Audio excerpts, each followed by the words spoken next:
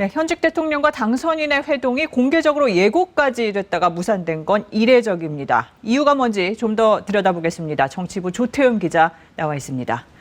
조 기자, 일단 겉으로 드러난 건 앞서 짚었던 사면 그리고 공공기관장 인사 문제인데요. 예, 뭐 여러 가지 부분이 있겠지만 지금 말씀하신 그런 내용들이 주된 갈등 요소였던 걸로 보입니다. 그럼 이제 하나씩 짚어볼까요? 임기 말 공공기관장 인사는 정권이 바뀔 때 여러 차례 논란이 됐습니다. 임명권은 지금 정부에 있고 임명된 기관장들은 임기 대부분을 새 정부에서 보내게 되고 그러니까 임명을 말아달라. 이게 당선인 측 요구죠. 예, 대통령 임기는 5년이고 공공기관장 임기는 보통 2, 3년 정도로 서로 엇갈립니다. 새 대통령이 임기를 시작하더라도 동시에 인사권을 행사할 수가 없는 구조고요. 그러다 보니까 신구 권력 간의 갈등이 있었습니다. 특히 예민해 보이는 자리가 몇몇 있어요. 그중 하나가 검찰총장 아닙니까? 네. 지금 어제죠. 윤석열 당선인의 측근 권성동 의원이 김호수 총장 스스로 거취를 결정해야 된다라고 공개적으로 언급을 했습니다. 임기가 1년 넘게 남은 검찰총장인데 공개적으로 거취를 압박한 건데요.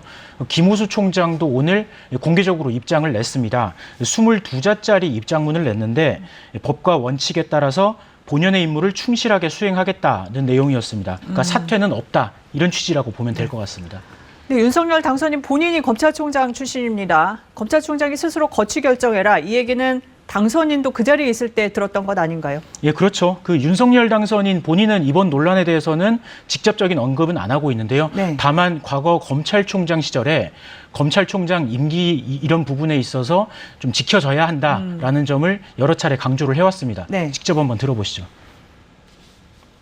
임기라고 하는 거는 취임하면서 국민들과 한 약속이니까 어떤 압력이 있더라도 제가 할 소임은 다 할 생각입니다.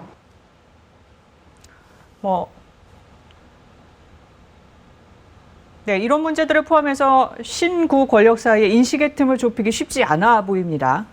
예, 공공기관장이나 감사 인사 때마다 이 낙하산 인사 논란 어느 정권이나 계속 반복되어 왔는데요. 그러면은 어떻게 하면 이런 논란을 막기 위해서 제도를 좀 바꿀까를 고민해야 되는데 지금 여야는 제도 개선에 대한 고민보다는 서로 공수가 바뀔 때마다 입장을 바꿔서 지금 공방을 벌이고 있습니다. 특히나 이번에는 환경부 블랙리스트 사건 판결이죠. 그러니까 임기가 남은 기관장의 사태를 강요하고 압박해서는 안 된다라는 판례가 성립돼 있기 때문에 이번에는 특히나 좀 이런 게 영향을 미치는 것 같습니다. 회동 연기 문제 중에 하나, 이명박 전 대통령 사면 문제를 거론을 했는데 이렇게 논의가 거칠어지면 사면 여부도 영향을 받겠죠? 결국은 문재인 대통령이 고민을 해야 되는 부분인데 이게 지금 공개적으로 논란이 되면서 양측의 감정이 거칠어지고 있거든요. 그러면서 여당 내에서는 공개적으로 사면 반대 목소리까지 나오고 있습니다. 이 다음 주쯤에 이제 회동이 이루어진다고 하더라도 이게 쉽게 좀 해법을 찾을 수 있을지 회동 직후에 결론이 날까 이런 지금 분위기입니다. 네, 여기서 정리하죠. 조태흠 기자 잘 들었습니다.